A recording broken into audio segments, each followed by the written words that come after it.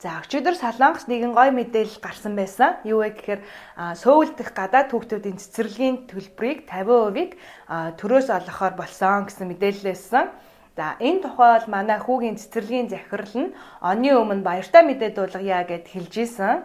Харин өчигдөр журам нь батлагдлаа гэд холбогдсон. Өнөөдөр 1-2 дугаар сарын өмнөх төлбөрөөс буцаалт олгоно гэд бодоод мессеж явуулчихсан байна. Энэ тэтгэмжийн талаар цэцэрлэгийнхаа захирал багшаас шууд холбогдож асуух эсвэл дүүрэгтээ очиж бүртгүүлэх ёстой юм байна л шүү.